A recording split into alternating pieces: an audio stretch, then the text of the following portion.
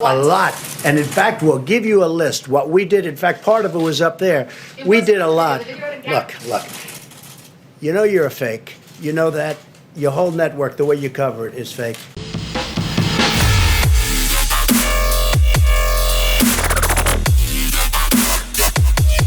We have a few clips that we're just going to put up. We could turn the lights a little bit lower. I think you'll find them interesting. And then we'll answer some questions. I'll ask you some questions because you're so guilty, but forget it.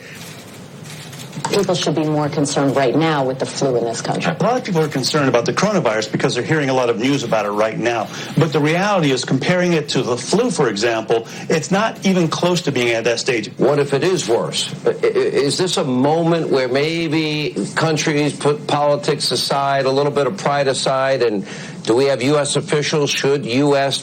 professionals such as yourself get involved? How worried should Americans be about coronavirus? Coronavirus is not going to cause a major issue in the United States.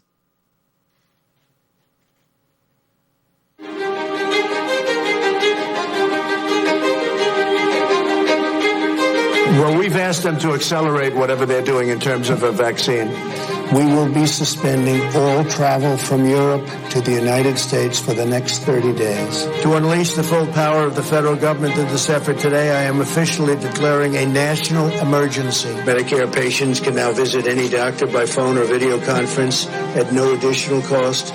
The first 1 million masks will be available immediately. As there were more cases, and it was clear that it was spreading out of China, where it originated, the president took this move that he was widely criticized for by Democrats and even some Republicans at the time, which was he halted a number of flights from China into the U.S. The idea was to halt the spread of the disease, keep transmissions to a minimum. He was accused of xenophobia. He was accused of making a racist move. At the end of the day, it was probably effective because it did actually take a pretty aggressive measure against the spread of the virus.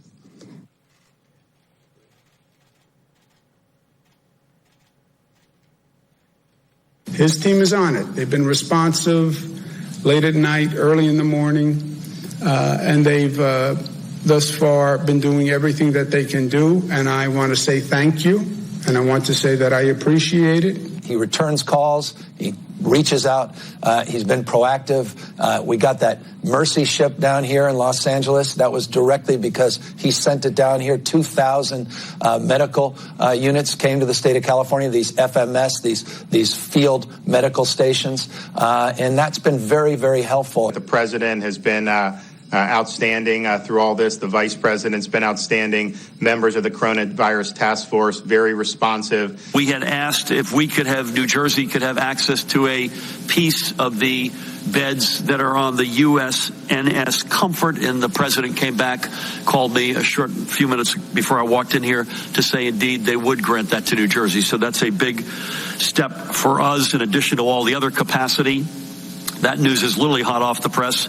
And I thank the president and vice president who are on the call together. President Trump approved Arizona's request for a presidential major disaster declaration.